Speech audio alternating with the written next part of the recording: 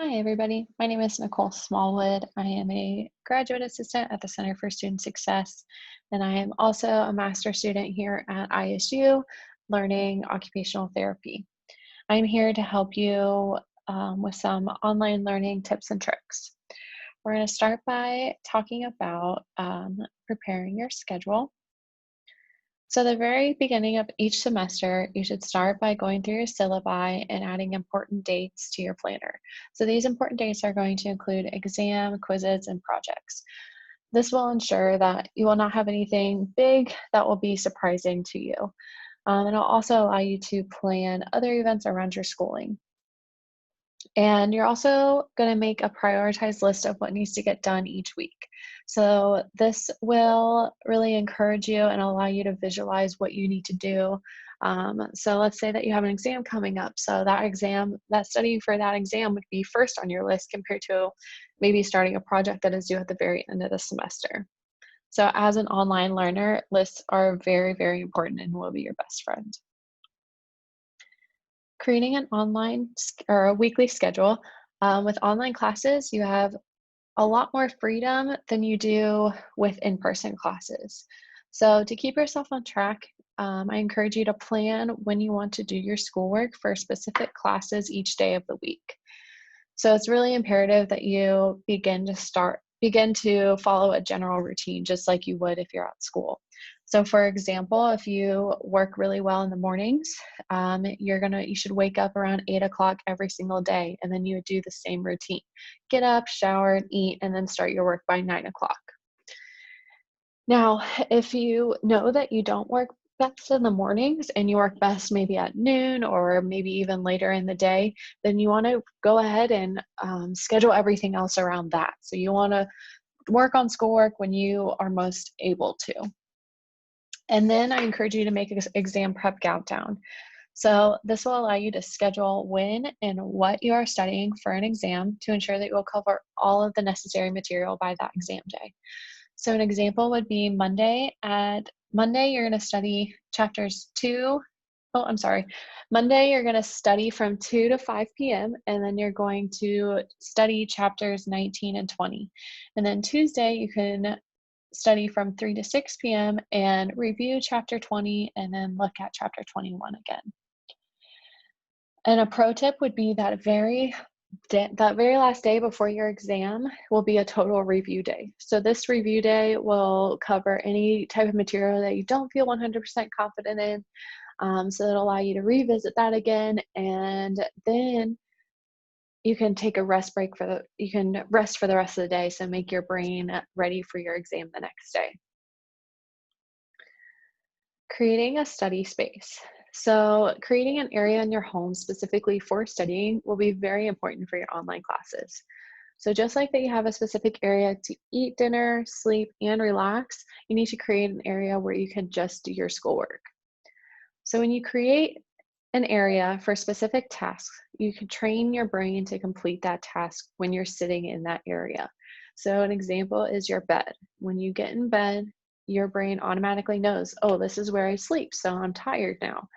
So, that your brain should feel the same way when you sit in your study area, like, oh, okay, I need to focus now. So, this area should only be for school, and if possible, it should be phone free. So, the less distractions that you have, the better off. Next, we're going to talk about getting the most out of class time. So, before you log on to your classes, I encourage you to look over some readings. So, you should take notes and focus on what you can and writing notes. And also, these readings will be from your syllabus. If you can add in some short summaries of what you read so you know if you understood it or not, that would really be beneficial as well. While you're in class, ask your questions. Usually, if you have a question, there will others that also have questions. So if you ask that question, you're not only helping yourself, but others. And turn off your phone during class. So this can either be literally turning it off, just turning it over, or putting on do not disturb. It is so easy to get distracted when you are not in in-person classes. So just remember what your goals are for your classes, and if that goal is to pass, then you really need to encourage yourself to not get distracted during classes, even though they're not in person. Taking notes. So as we know, taking notes is an important and effective way to learn material from classes. Take notes on the most current lectures to prevent falling behind in quizzes or exams, and stay consistent with your note-taking styles. And this one is really important because if you change the way that you're doing your notes every single time, then you won't ever know where to find specific material. So you need to find a specific note-taking style that works for you and keep that consistent all the way through all of your classes. So, write notes that are visually appealing to you. I personally really like to draw pictures and use colors. I also really like to take notes on my laptop or on my iPad. So, when I am writing my notes, I like to make purple my headers and orange my vocabulary words. So this allows my brain to know, oh, okay, here's an orange word, this is a vocab word. But you do whatever works for you, and it might take some experimenting to figure out what you do and don't like about different types of notes. So if you don't know how you like to take notes, Google some note-taking styles and pick pieces of each type of style that you might like best, and just give them a try and see how it works for you. The biggest thing though is organization. You do not want to spend time looking for information when you could be using that time to study. So just like I said, take some time, figure out what works best for you, and just play around with it. Reviewing your notes is an important aid to your studying. So I would encourage you to take 20 minutes a week, and that'll increase your information recall by 50%. So that means if you look over the material 4 times, then by the time your exam comes around, you won't have to relearn everything. You can just kind of learn the details. Reviewing notes allows the information to go from your short-term memory into your long-term memory. So if you cram, then it'll only stay in your short-term memory, and that memory only lasts a few minutes to a few hours, whereas long-term memory can stay in your mind for months or even years. So this graph that I have on here is called the curve of forgetting. So the blue line you can see is that information that you learn in class. And if you never look over it again by the 4th week, which is let's say it's your exam week, you don't remember any of that. So you're going to have to totally relearn all of that information. Whereas each of these 4 pink lines are the repetitions. So if you look over it just one time, you're going to remember that information 100% again. And if you keep repeating that, but then by the 4th week, you'll remember all of your stuff and you just have to learn the details.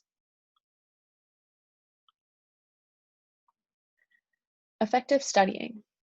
So it's important to remember that when attending higher education, that school is going to be your primary job. In order to graduate college and pursue your future goals, studying is the top priority. So this shouldn't be viewed as a negative aspect of school, but rather than a path of professional growth. So some effective reading strategies are: plan a reading schedule based upon your instructor's syllabus. So like we mentioned, going through that syllabus in the beginning is going to be very important because that's where you can base all of your homework and all of your readings around. So this will ensure that you have all of those readings done before class so you're prepared once you enter class that day.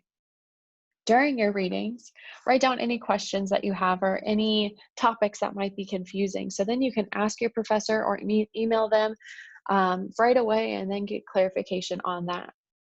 And then once you're done reading, write a short review, write a short summary to really know if you understood that material or not. End of chapter reviews. So as we know, some of these textbooks have end of chapter reviews, and they can be anything from just a few bullet points reiterating main information, main points of the reading, or it can be even some practice questions. So these are really important. If you have bullet points, it would be awesome to go back through and just say, okay, these are the main topics. Did I learn these things?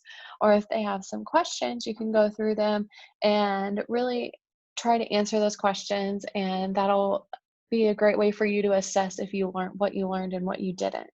Um, and if you go back and look at those right before you start studying, it's a great baseline. So if you get a question wrong, then you're like, okay, I need to go further in depth on this topic. Versus if you get a question right, then you're like, oh, maybe I don't need to visit that one as much. Utilizing visual aids. So looking at drawings and graphs in a textbook, they are there for a reason. And sometimes they will show up on your exams. So it's really important that you take that extra 10 or 15 minutes to look at those graphs and really learn what they're meaning and what they're there for. So if it pops up on your exam, you know exactly what the point of that graph is. Another really good study tool with these is to print them out, or draw them out from memory, and then that'll really show you that you learned them. A way to learn those pictures or graphs or whatever it is printing them out and practice labeling them. I really like to print out my pictures in my textbooks and then white out the labels and then put them in like a plastic sheet protector. And then with a wipe off marker, I would practice labeling those pictures by myself. Study breaks. So a study done by faculty in Oregon State University showed that students can really only focus for up to an hour. So they found that taking 10-minute breaks every hour is very optimal. So these breaks, it's best if you can change your physical environment. So that means getting up and moving, and so that means you can get up and do some stretches or go for a walk or play with your dog or even get a snack. But during these breaks, you also have to know yourself. So, are you a person that procrastinates or gets distracted? Or do you need to set yourself an alarm? Or do you need to figure out a whole different thing? Maybe just staying in your study space, but doing some jumping jacks or something is a good enough break for you. All right, focusing on things you can control. So, take advantage of the extra help that is offered to you. So, even though we're online, tutoring, SI, and office hours are still available. They are there to help you, so you should utilize them. Learning is different for everybody, so take some time to determine how you learn. Do some research on different types of learners. So you can Google this and learn about all the different types that they have. And I'm sure there's even some type of online quiz you can take to figure out how you learn best. And then everybody has different strategies for each of those different learners. Stay in contact with your professors. So email them with any questions that you have, or if it looks like that your professor forgot to put on some information on Blackboard, email them, and that'll make you look really good for paying attention, and it'll also help out the professor as well as other students. And professors can be great letters of recommendation for later on in life. So I really encourage you to stay in contact with them and have them learn your name and show them how good of a student that you are. So if you do need a letter of record later on, they know exactly who you are. And then discipline yourself. So it's college. Of course, you want to have fun, but you also have to be responsible. Keep your priorities in line and learn how to say no. There is a way to balance your social life, education, and health, but everybody's balance is different. So take some time and figure out what your balance is. Lastly, some further resources. The Center for Student Success offers many different resources to help you guys through your schooling. So one of those is supplemental instruction. Your course will tell you if you have it, and if you do, it is still going to be offered if we are online. Tutoring.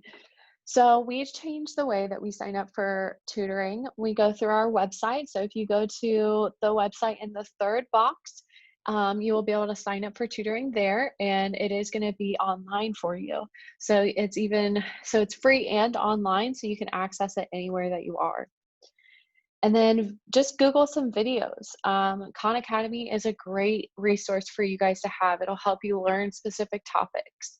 And just YouTube and video and Google those videos and they'll pop up, and that's just a great another tool for you guys to have. So that is everything I have for you guys. Thank you very much for listening, and I hope that I was able to teach you something.